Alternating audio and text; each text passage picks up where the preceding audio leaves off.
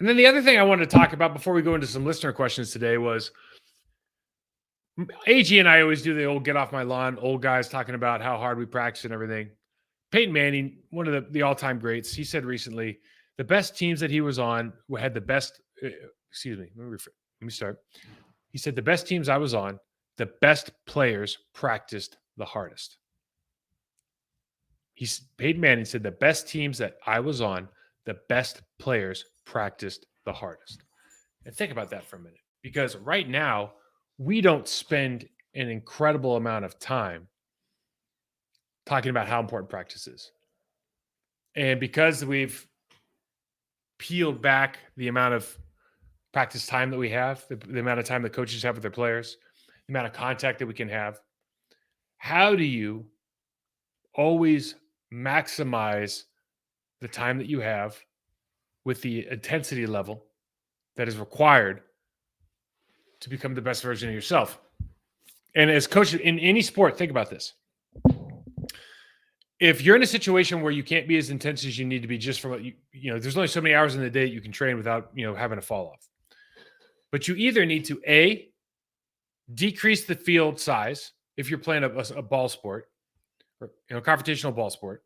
So basketball, soccer, football, lacrosse, you need to decrease the space or increase the amount of people it give, per square foot.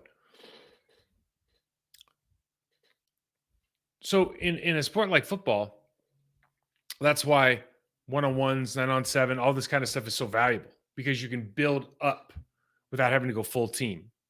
And you can do a lot of things, or you have to decrease the time that it takes to make decisions. So you increase decision making, or you add decisions to the time that you have.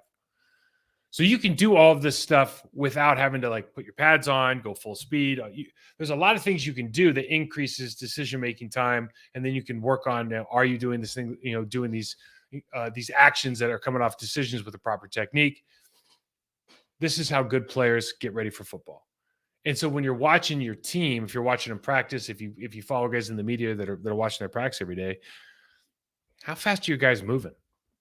Right? How much, if there is contact, is it violent? Are guys finishing plays? Is everybody running down to the end zone? Is every defensive player tapping off? Those are hallmarks of good teams. And a lot of that comes from the coaching staff. A lot of it comes from veteran leadership. And so, again, there's a lot of stuff going on in Green Bay right now. You have a coaching staff that statistically has a very good track record so far with their start. But chicken or egg thing, is it Aaron Rodgers? Is it Matt LaFleur? We'll see. But also with Aaron leaving, and there's been a little bit of vacuum, Mercedes Lewis leaving, there being a vacuum of leadership in the room, or an opportunity for people to step up. What does that look like now?